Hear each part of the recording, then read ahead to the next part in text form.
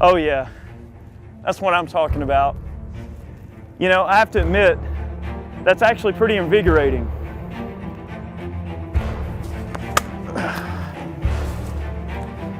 That's what I'm talking about.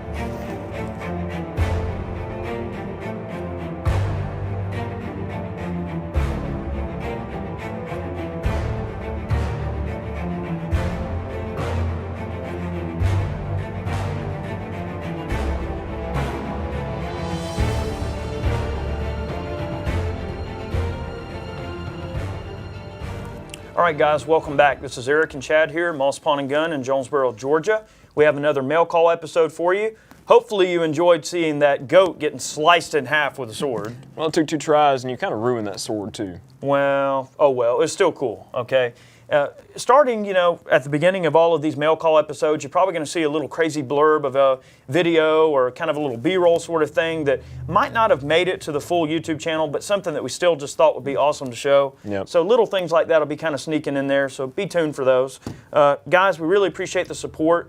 Mail call's been really successful, so we're moving on to episode 2. We're going to focus on Facebook questions. If you're not a member of our Facebook, or if you don't like us on Facebook, go to Iraq Veteran 8888 Official and like us on Facebook. Be sure to leave all your comments, suggestions, questions, and guys, we will get to them. So today, we're focusing on just Facebook questions. The first one comes from Gabriel. He's saying, did you insure all your camera equipment? What's the smartest way to go about doing that? I'm interested in starting my own channel. Well, to answer your question, we do insure all of our gear, of course. We have quite a bit of video and photography gear that we use on a regular basis to film the videos. And you know, to not insure it would not be very smart on our part. If we were traveling somewhere and someone broke into the vehicle where we had both of our cases and just carried them off, I mean, we would be out. So to insure your gear is smart. As far as who to insure it through, if you go through like APA, I believe it's the American Photographic Association, they have insurers all across the country that specialize in photographic and video equipment, and they do everything from small scale to large scale production equipment insurance. Multi-million-dollar all the way up to that. I mean, you know, the movies that you see on the big screen, I mean, they were probably covered through APA. Or a similar organization, yes, for sure. So that would probably be the smartest bet. Look for APA and try to find someone in your state, an agent that you can call up and get it taken care of through there. But definitely it's a smart move. Yeah, Gabriel, I mean, we run some very expensive camera equipment, so yes, it's very smart to insure that stuff. I mean, we put our cameras in some pretty dangerous situations. I mean, we shoot right past the cameras. I mean, the camera that's looking at us right now, I mean, sometimes we shoot 3 inches from the edge of the lens to get the shots. So yes, Gabriel, if you're interested in doing anything on YouTube... Maybe you shouldn't say that. My insurer might be watching. Well, okay. Well, anyway. All right. Well, Gabriel, we appreciate the question, and yes, you should most certainly insure your equipment. Not really gun-related, but that is a good question. It is. All right. So Joseph, all right. He says, I need some help. I have a 9130 that is not ejecting the round and is getting stuck. Any questions? Joseph, this is actually a very, very, very common question we get from all different channels of avenues in terms of how people get in touch with me. And to answer your question, it's probably just a little bit of excess cosmoline inside the chamber. I've got a video that's called Making Your Mosin Rock that has how-to instructions on how to keep the rounds from sticking in the chamber. I would most certainly try what's in that video and see if it corrects the problem. If that doesn't correct the problem, you could have excessive headspace. Excessive headspace will cause the brass to flow very violently, which in some cases can cause it to stick. All right, that's about the best advice I can give you without physically inspecting the rifle. And generally, when it comes to gunsmithing, sometimes it's kind of hard to answer questions about gunsmithing because really you kind of need to see the item in question to know exactly what's going on. It's kind of like calling up your mechanic and saying, well, my car is doing this, but they're always going to say, well, bring it up here and let me look at it. So it's kind of hard to answer those questions, but hopefully that puts you somewhat in the right direction there, Joseph, and we appreciate your question. The next question comes from James. He said, I looked for a video of this and I couldn't find one. How would a TacCon 3MR trigger work with a slide fire or Bumsky stock? Would it make it faster?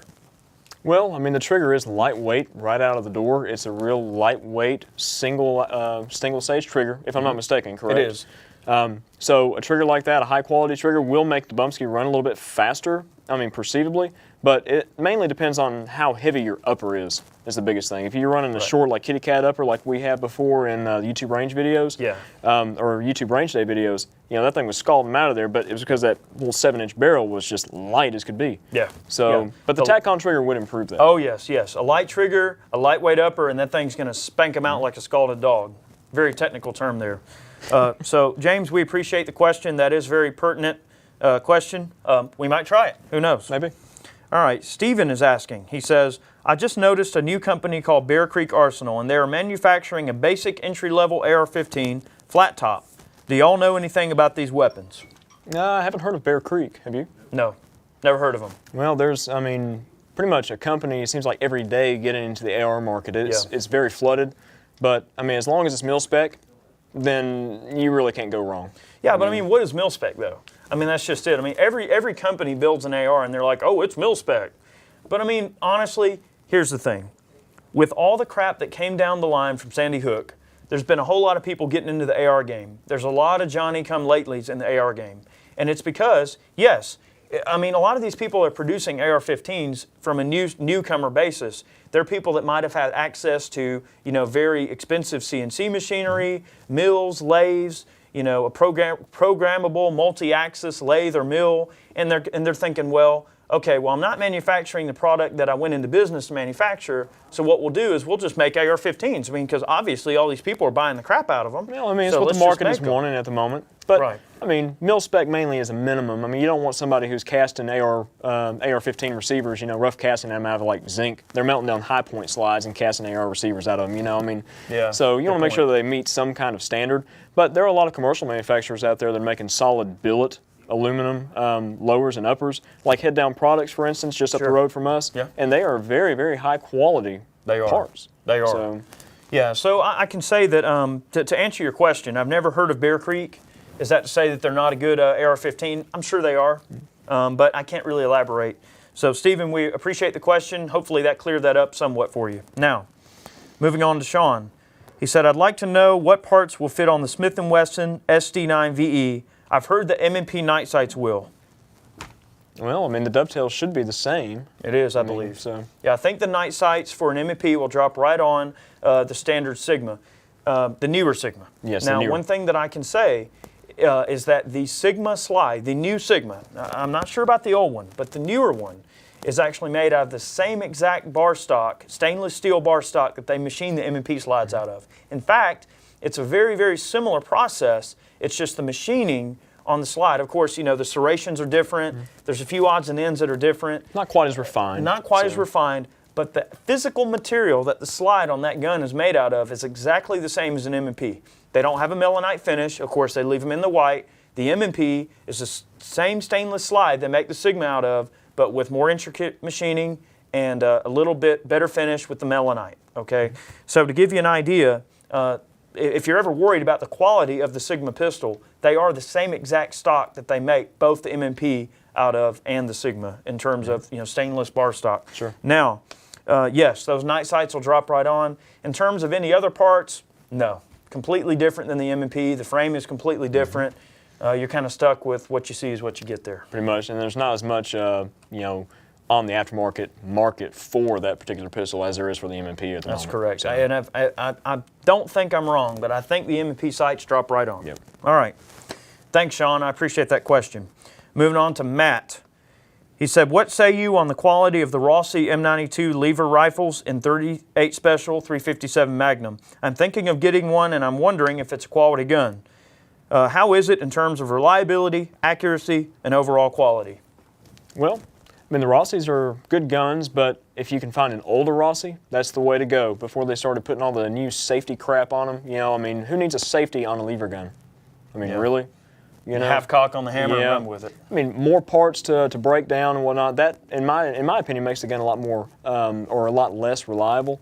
But yeah, Rossis are quality firearms. But if you can find an older Rossi, that would be the way to go. I'm not so sure about the newer models. Like I said. Yeah, I can't stand the Rossis that have those crappy levers on top of the operating slide, on top of the bolt. They've got those safeties that block the firing pin. Excuse me. They've got those safeties that block the firing pin. I tell you what, I'm not a big fan of that. Now, quality-wise, they're well-made guns. I mean, the stocks are generally fit and finished quite well. They're accurate, reasonably smooth guns. I wouldn't stray away from one, but like Chad says, I'd probably try to find one of the older ones. Yeah, straight toward any of that crappy safety on it. Straight toward the more vintage guns, if you will. Sure, If you can. absolutely. So Matt, we appreciate that question. All right, now we're moving on to Derek and Todd. They said, do you ever have any luck casting bullets with aluminum blocks? I can't seem to get balls to fill in and not be wrinkly. I think it's because the mold isn't hot enough, but short of breaking out the propane torch, I can't seem to think of a way to heat it up enough to work well that I haven't already tried. Also, I am starting to load for the Beaumont. Any questions as a beginning load with 3F G black powder and a 457 bullet? That's a very specific question, guys, so hopefully I'm going to try to elaborate on this very quickly. Aluminum as a material for making blocks, for molds, is a very good material. Aluminum heats up quickly, it cools quickly. It maintains temperature very well. They actually do overheat easy. Stainless blocks, or not stainless, but Carbon metal steel. blocks, carbon steel blocks, take longer to heat up, and they lose their heat rather quickly as well. So if you're having a problem with the bullets, the mold fill out being a problem, there's a couple of things that can cause that. One is the temperature of the mold is too low. You have to maintain a very high melt temperature, get your pot up to temperature. Around 600 degrees to 650 is probably suitable. Make sure you're running a thermometer so you know that your lead is at a proper temperature. We are actually going to be doing a video on bullet casting very soon. I know that's something that we haven't revisited in quite a while, but we are going to be talking about bullet casting in a very detailed primer. We're probably going to take our time and make it about a 45-minute long video. So I could go into more detail, but I'm going to kind of let that video speak for that question. Be looking out for that video because I'm posting it pretty much to help you. So make sure, Derek and Todd, that you're watching that video. Now, the question about the Beaumont. This is a very specific question, guys. I know some of you watching this video is going, what the hell's a Beaumont? A Beaumont is a Dutch service rifle. They were produced like around 1870s. So a very old transitional period black powder rifle is what Derek and Todd are referring to. Now, the beginning load, the original military load used like 65 grains of 3F powder. So basically, fill the case up with powder up to the bottom of the bullet, over powder wad, compress it slightly, you're good to go. Make sure all the air is out of the case in a black powder contained cartridge. It can cause some serious overpressure. Anyway, I appreciate the question, guys. That's very specific, but we are going to move on. So thanks for the question. All right, Jamie wants to know, what would be a good concealed carry gun for my wife that is not a wallet killer? Well, Ruger LCP. Yep. I mean, LCR. Yep. I mean, those are good lightweight guns. You know, they fit into a purse fairly easily. They are a little snappy on the recoil, but it just takes a little bit of practice at the range, you know, in order to familiarize yourself with them and get comfortable with them. Yeah. So, I mean, those guns, I mean, women like them. If you want something a little bit bigger, I mean, well, PPX won't really drop into a small purse. It might drop into a, you know, one of those huge purses. Smith & Wesson J-frame revolver. Yep. 642, air weight, hammerless, something that's easy to grab in and out of the purse, in and out of the waistband, wherever she wants to carry it. We appreciate that question, Jamie. There's actually quite a few guns that fit that role quite well. We're going to be visiting this in a future video. So be sure to stay tuned for that. This is something that we definitely need to make a video about because we get this question all the time. Yep, sure do. So Jamie, we appreciate that question. That's very pertinent. Hopefully that gave you a couple of suggestions until we have time to get around to the full video. All right, our next question comes from Dustin. He said, what's the recipe for your homemade ballistics gel? Good God. I think we haven't made ballistic gel in ages. I mean, it's been a long time. It's been a minute. But I know that I bought, I think just bulk gelatin off of Amazon. I think it was like 35 bucks for, I don't remember if it was maybe 10 pounds or some odd. And I want to say that it was like a gallon of water per maybe pound or so of ballistic gelatin. You can probably look the specs up online, or if I can find my notes, I'll post them in the video itself, maybe in the description box. Sure. But yeah, I mean, you pretty much just heat up the water, mix the gel, mix it up real good, pour it into a container of your choosing, a toolbox or whatever you want to make Sure. the block, and basically just cool it. You put it in the fridge, and I took over like the entire fridge one day to make those couple of blocks that we used. Oh, yeah. I think we used one in the 10 gauge wax slug video, I think if I'm we not did. mistaken, or the 10 certainly gauge did. waxer video. But anyways, you just chill them, and they have to stay at a pretty low temperature in order to stay solid. If they start coming up, they start melting away. But yeah, I'll find that recipe and I'll post it in the video here. Cool. Well, we appreciate that question. Thank you very much. All right, the next one comes from Chad. Chad, you asked a question? All right. Chad is he's wanting to know. He says, I was wondering what your thoughts were on this new Ripp round. It looks sick, but I wonder about chambering issues. Well, we actually had a chance to test some out the other day, just briefly. But it is an interesting looking round, interesting concept. As far as feeding and reliability, we haven't had the opportunity to run like basically a full magazine through any particular gun to test for those issues. But the round is pretty ingenious. I mean, it's pretty nasty looking, and there's a lot of speculation out there whether or not it's good for gun owners or bad for gun owners, and that's going to be something that we cover in a later video. Yeah, we do have some Ripp ammo testing on the way through some of the various avenues that we have available to us. I have shot some of the rounds. They're very accurate. I have witnessed the rounds being fired into ballistic gelatin, and it is very devastating in terms of the way it operates. I mean, the initial cavitation of the round is wicked. Penetration, not quite so great. I'm not a huge fan of fragmenting 9mm bullets just because you want a little bit better penetration. It does have a lot of cavitation and a lot of just really rapid energy release. But in terms of actual penetration, I'm not too crazy about it, but time will tell. Chad, we appreciate that question. Hopefully that's a straightforward response for you. Thank you. Not you, the other Chad. Oh. All right, John is asking. He says, why is it when people talk ballistics and hollow points, they almost always are talking about weight retention and fragmentation? Why is it a big deal if part of the hollow point comes off? Well, the big deal with part of a bullet coming off after it has hit some kind of soft tissue or medium is that you are losing energy in that weight coming off. So basically take something like a Spear Gold Dot, for instance. I mean, it's almost the industry standard as far as weight retention goes because the jacket and the core stay together so well, and when it mushrooms out, it just puts all that energy into the target.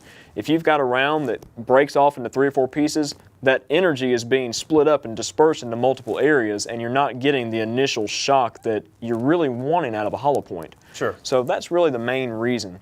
So, well, that's actually a very good question, John, and yes, his response is absolutely correct. The nice part also about a bullet retaining all of its weight is that all of that weight and all of that size, when it expands, it increases in diameter, which makes a larger wound channel.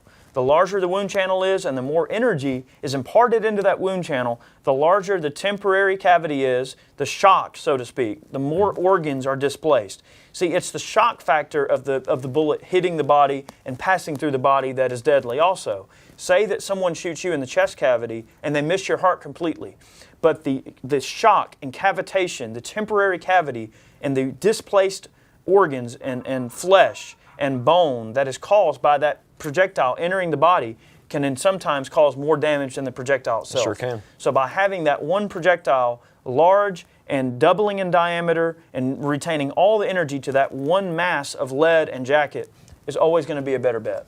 I mean, it's just the science behind it. Sure is. So John, we appreciate the question. Hopefully that was an educated response. All right, now Travis wants to know, I was wondering if you could use 30-30 casings to reload 32 Winchester Special, and if so, how would you go about doing it, and is it dangerous? Travis, I have a video on loading 32 Winchester Special. I'm not going to answer this question in this video. However, since that is a very specific question, if you check the description box below, if you're wondering about 32 Winchester Special, I have a complete video on how to do it. All right, so hopefully that'll point you in the right direction. Travis, we appreciate the question. If you're watching this video and you're interested about loading 32 Winchester Special using 30-30 brass, there's your video. All right, Phil is asking, what kind of double barrel did you use in the Lost Art of Cut Shells video? that was a Rossi Overlander. Is that correct? Rossi Overland. Overland. Yeah. Exposed hammers. It's got the little rabbit ear hammers. It's basically just a Rossi coach gun that was imported for a while. They don't import the Overland anymore. That's a gun that's not going to be available probably ever, if I had to guess. So that gun is not available anymore, and that's the gun that was used in the video. Thanks for that question, Phil. We get that one quite a bit. All right, William wants to know. He says, my Desert Eagle 50 has a tendency to lock back while the mag is still loaded. I've discovered it's a mag issue while the hollow points are catching the front lip of the mag and stopping in the up position. I'm assuming kind of like an upward stovepipe. Is this common, and do you know any good mags that won't do this? I have several IWI and Magnum Research magazines, so no generics, and they all seem to do it. Well, I mean, I've owned a Mark 19 Desert Eagle for quite a while, and you know, the 50 caliber version, and I can't say that I've ever had that issue. I mean, basically, I think what he's trying to say is that the rounds, when the slide comes back, the rounds are slipping in the magazine and maybe hitting the feed ramp and popping straight up, like this. I mean, it could be the magazine lips are not tight enough. I mean, but if the slide is locking back or anything like that, that could be just a grip issue. I mean, the thumb could be hitting the slide release and just locking the slide back. But I can't say that I've ever heard of that kind of issue out of a Desert Eagle, especially with factory magazines. Well, yeah, and sometimes when you're maintaining a grip on a heavy recoiling pistol like that, even if you just slightly right up the slide stop, and let's just say that the slide is moving forward, and let's say it doesn't stop it, but it just slows it down. Sometimes slowing the slide down in its movement can actually cause a stoppage like a stovepipe. Like, let's say that somebody that has a really high target grip and their fingers touch the slide while the gun is in movement, while it's cycling, that can cause, that slowing down of the gun can cause a stovepipe also. Bear in mind too that Desert Eagles are very finicky about overall length of the rounds, and they have to have a perfect crimp profile in order to function properly. Sometimes I've seen 50 Action Express factory ammo that's not crimped properly, and overall length is out of spec. I've seen 50 Action Express ammo that actually the projectiles bulge the case out.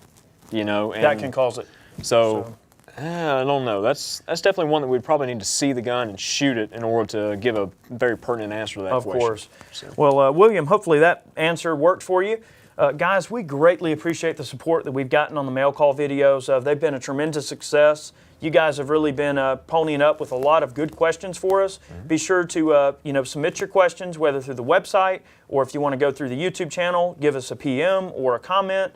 If you want to go to Facebook, be sure to like us on Facebook. It's Facebook. God dang it! It's Iraq Veteran 8888 Official. I've got all these random Twitter, Twatter, Twitcher, all this crap we got going on. But anyway, like us on Facebook and leave your comments and questions. And guys, we will certainly be willing to answer those on film for you. Guys, we appreciate the support greatly. You guys have been calling here at the shop, offering all of your support on a constant basis. And we greatly, greatly appreciate your business and your support. So you guys have a good one, and we'll catch you next time. Get some sleep next time we do these. Yeah, no doubt. Take it easy, guys. All right.